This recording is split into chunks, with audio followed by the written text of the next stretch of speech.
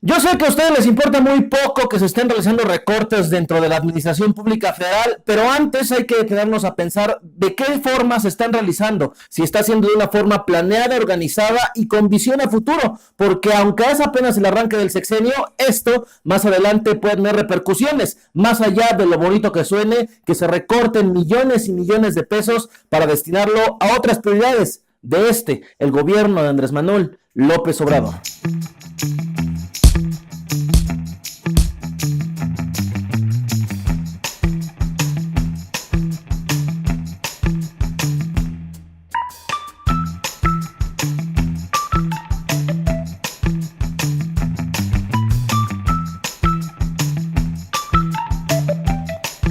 Detengámonos a pensar por un segundo. Muchos de ustedes creen que trabajar en el gobierno federal es sinónimo de ser un burócrata desobligado y que no hace realmente nada. Y a veces es cierto. Es más, les vamos a conceder eso. En muchas organizaciones, en muchas dependencias federales hay sindicatos que solamente sangran el presupuesto público federal y a los cuales hasta ahora en muchas de ellas ni siquiera se les ha tocado para reorganizarlos, todo en pos de la libertad sindical que tanto se ha venido cacareando en estas últimas semanas, en las que precisamente se ha realizado una reforma laboral donde se da mayor libertad dentro de la organización de los mismos, pero ese es otro tema. Sin embargo, algo ha estado pasando en últimos días que no ha sido tema de conversación para muchos de nosotros, porque aparentemente es una causa justa y es una causa que se debe llevar a cabo, es decir, la austeridad republicana que tanto ha pregonado el presidente López Obrador y quien la ha llevado a cabo en distintas áreas del gobierno federal, que también se ha replicado en los poderes tanto judicial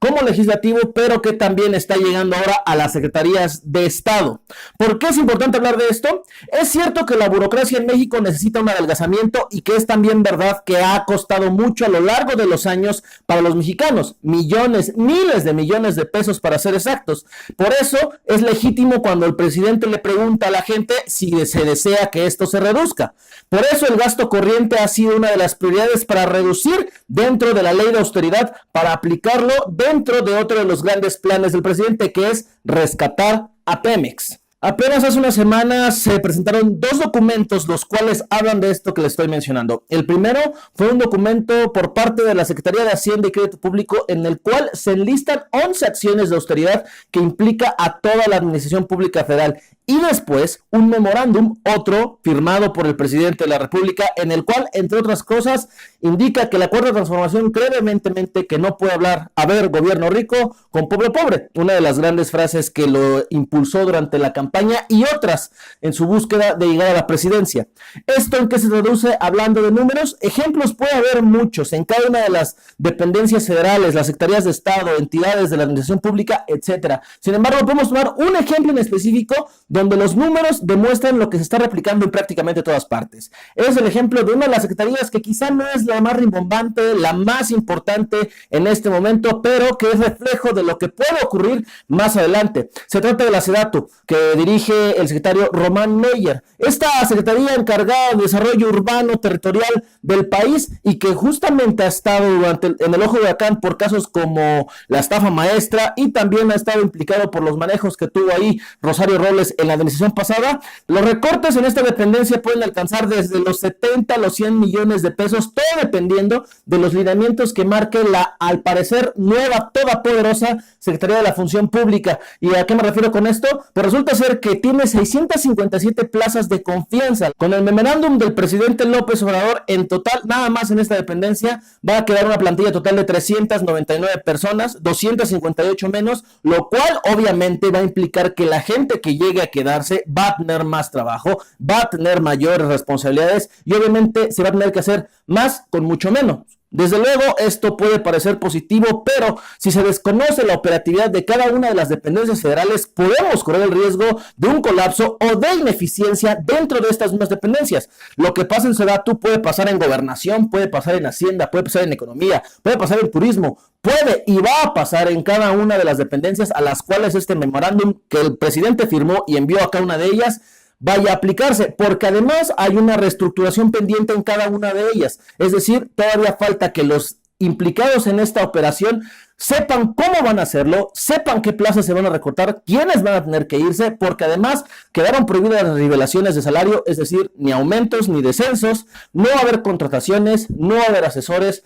no va a haber nada de lo que había antes, lo cual, repetimos, es positivo que se reestructure, pero hay que hacerlo con inteligencia, porque no sabemos, la gente que se vaya a ir de una, ¿qué tanto va a hacer falta? Porque sí, va a haber también otros que se van a quedar, pero recordemos, hay un punto pendiente que no se ha tocado. Los sindicatos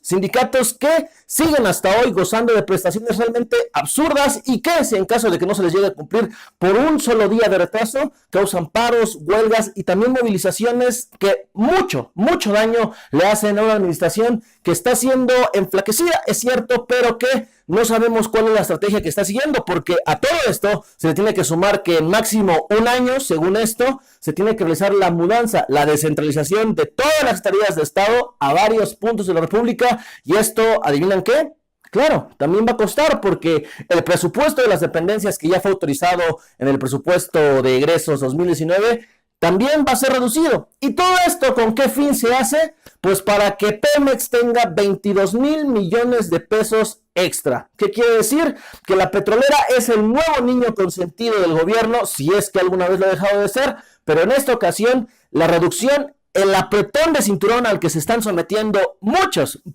dependencias es para salvar a una empresa que, aunque muchos digan que no es verdad, la está pasando por una etapa difícil, complicada, dura, y por eso todos los demás tienen que aportarle, sumarle de esta forma para poderla hacer competitiva, rentable y sobre todo,